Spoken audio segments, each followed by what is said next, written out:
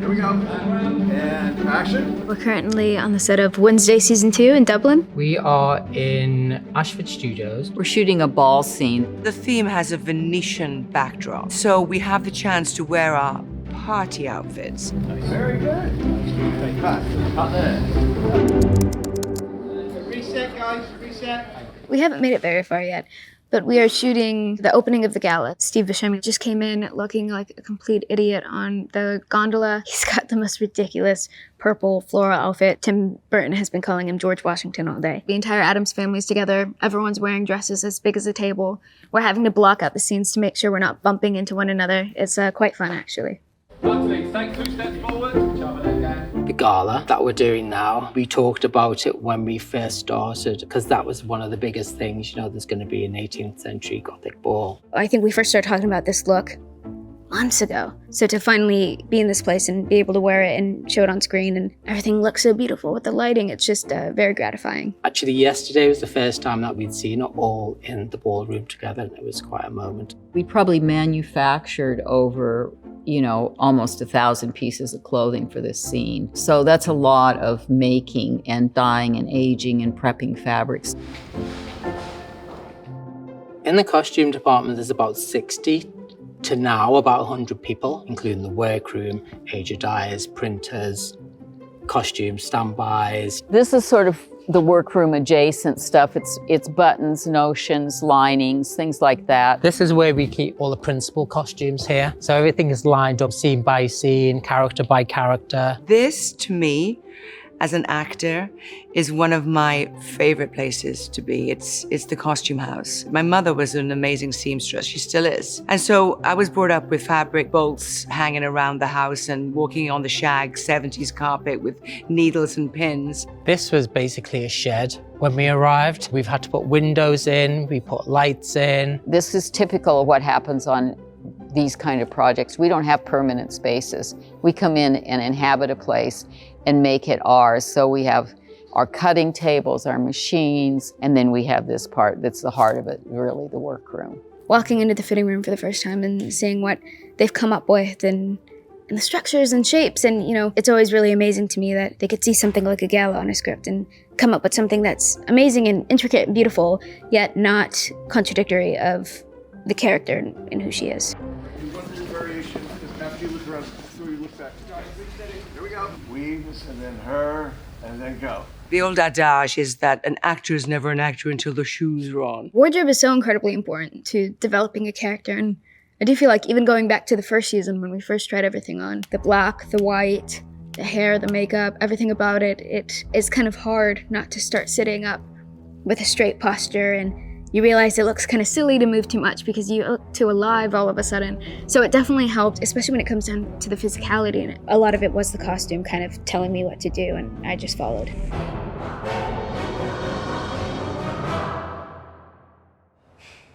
When we first started Wednesday Season 1, it was like a collaboration with Jenna, just trying to figure out who Wednesday is now. She is not like she was in previous times, she'd evolved. And also we wanted Wednesday to be more current and also for people to associate with her really in the real world. What was very important to Tim was that we made these characters real. Even though they were quirkier and a bit more out there than anybody else's family, the fundamentals, people got. And if it's rooted in reality, you can play. There's so many different routes that you could go. It's entirely subjective, but because it's so expressive, while also being very black and very dark, I think there's plenty of ways that we could go with Wednesday's costume, and considering she's in high school, it's a very experimental time in one's life. I definitely feel like you can kind of feel the shift in her age this season. We looked at the scripts. Yeah. Because they dictate where the story's going. We were lucky with this one because it's very rich. You have contemporary, you have Pilgrim World, you have monsters, you have insane asylums, you have all kinds of worlds that you're creating. Obviously with Tim, you tend to go to the Victorian era just because it's a known kind of comfort zone for him and sort of feels right for the architecture of the places that we're working in. The theme for this gala was Venetian ball, very Italian, and everyone's dressed in period piece clothing. It's very beautiful in there. The gala is a fundraiser. My character, Morticia, has helped on the fundraising committee, which she's very proud of. So she's making an extravaganza like no other extravaganza. The motivation in our design was, what would Morticia have done? And so that's kind of our starting point. And then we just took the 18th century and did a spin on it of it's today, combined with rental house materials and costumes, and sort of mixed it up and mashed it up and, had a blast. There are quite a lot of 18th century costumes, but with the students, we've had more of a contemporary take on the look. The 18th century is an amazing period to riff off of. I mean, many people have done it in fashion over the years. Galliano, the Adrian, the old costume designers from the 40s. So what we did is we took that vibe along with a new vibe and sort of mixed it up. The menswear is a little more true to the period in the sense of the silhouette than the women's, which we spun out more about just because it was more fun, there was more of it. Action.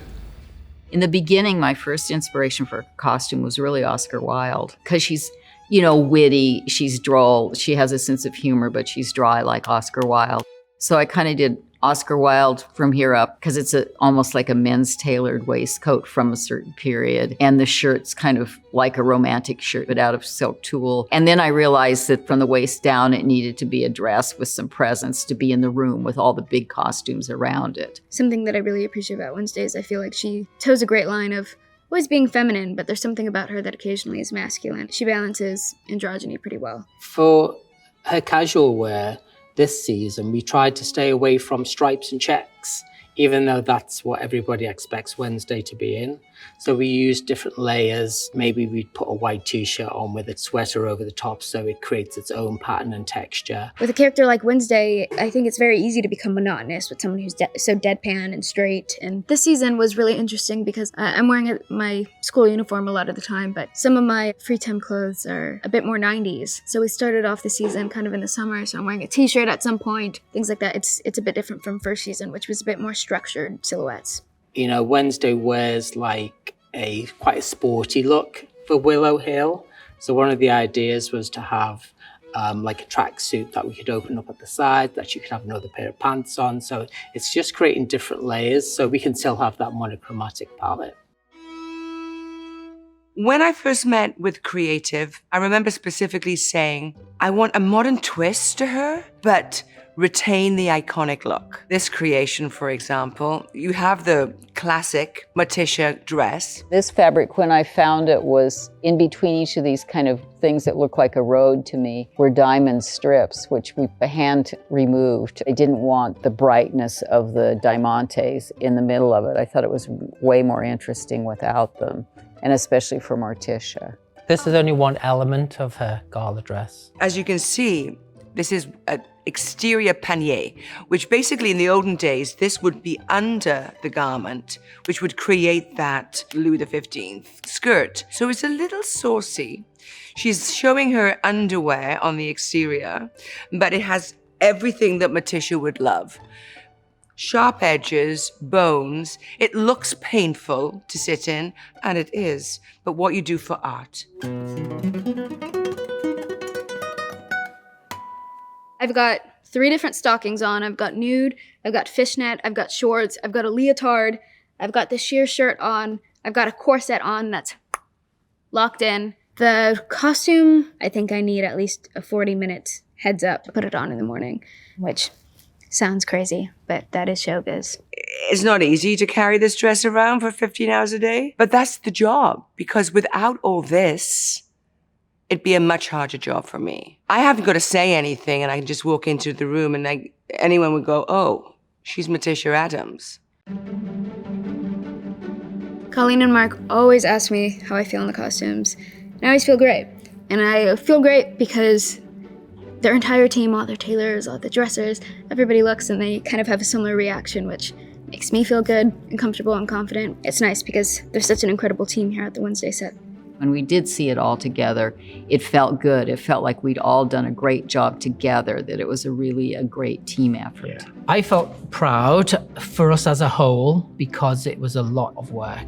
Things have been handmade, hand-stitched, hired, rented, fitted. So yeah, it was altered. Yeah, exactly. So it's a great sense of achievement. And also seeing stuff on camera, you know, when you see like big scenes like the gala and everything like that, for me, that is the best part of my job. You know, you have all these ideas and these clothes that you put on people, but when you see the actors actually wear them and start performing in them, it's really a great sense of happiness. Let's see. Look at us, one big unhappy family. We're about to heat things up with the student dance routine. How was that? Very nice. Very nice. Right, cut there, cut there.